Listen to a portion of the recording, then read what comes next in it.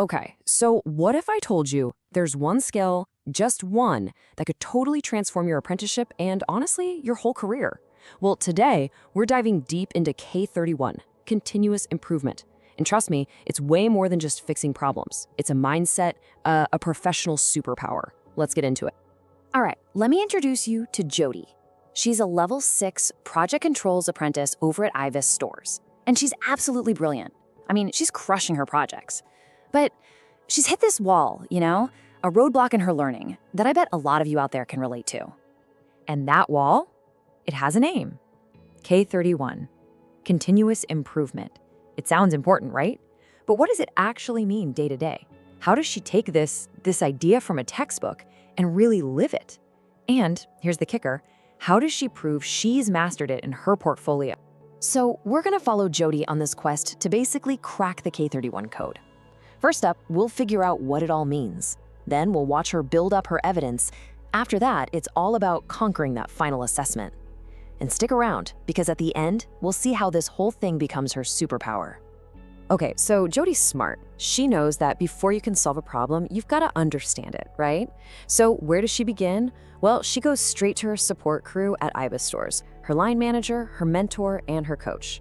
First, she talks to Ridal, her line manager, and Ridal gives her the big picture, the why this matters to the business view. She explains that for a company like Ibis, if you're standing still, you're actually falling behind. K31 isn't some checkbox exercise for an apprenticeship. It's literally how the company survives and grows. Next up is her mentor, Adam. And he gives her this awesome analogy. He says, Jody, don't just run around putting out fires. Your job is to upgrade the entire fire safety system. It's about thinking bigger, about systemic change. And I love this part. He tells her to think of it like leveling up in a video game. Every improvement makes her stronger and the whole company more powerful. And finally, she connects with Olivia, her coach. Olivia brings it all back down to earth. She's like, look, it's amazing that you're making all these improvements, but you have to prove it. The stuff you upload to Aptum, your portfolio, it can't just be okay. It has to be rock solid, compelling, undeniable. So with all that great advice buzzing in her head, Jody looks at the official definition.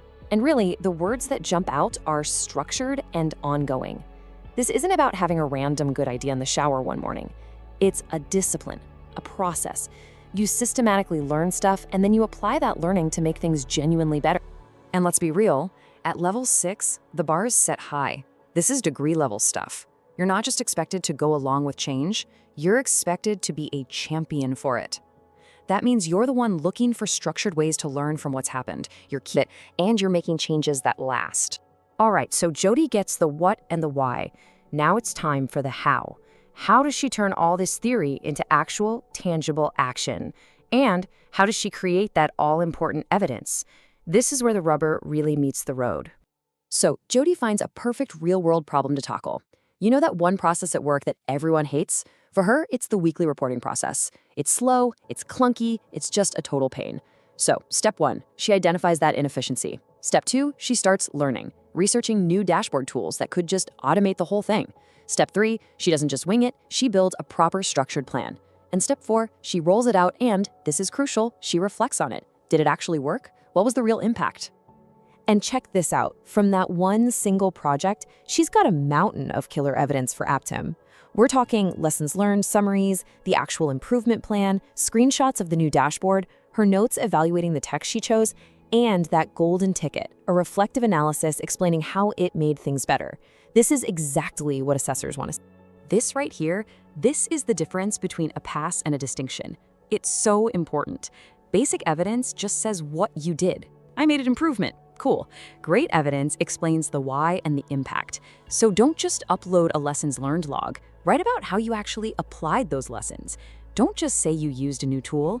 Explain why it was the best choice. That extra layer of reflection, that's your ticket to the top grades.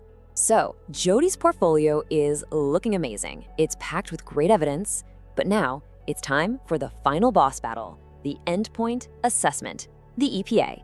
And a huge part of that is a professional discussion. Luckily, her coach, Olivia, is there to get her prepped with some practice questions.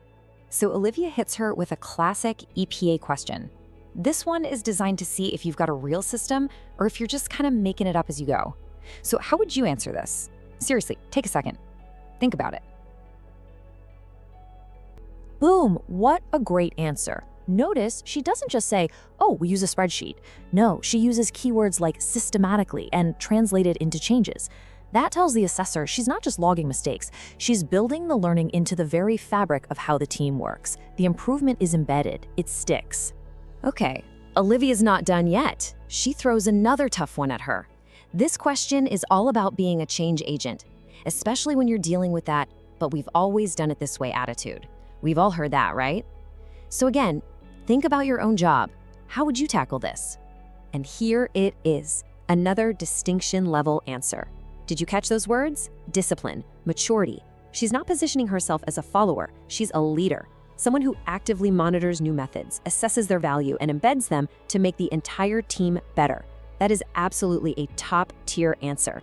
So there you have it. Jody has totally decoded the knowledge. She's forged her evidence, and she is more than ready to crush her EPA.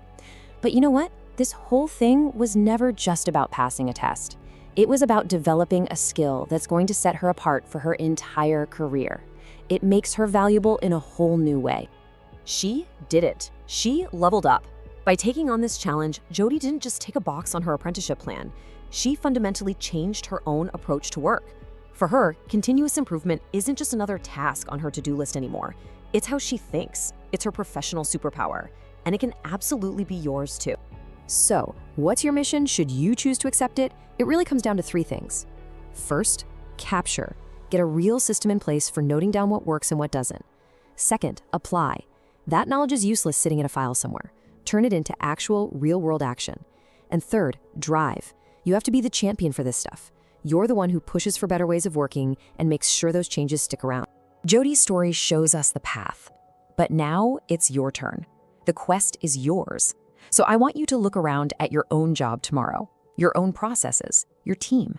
What's that one little thing that drives everyone crazy? That one inefficiency? That one opportunity that's just waiting for someone like you to step up? Your quest begins now. What will you improve first?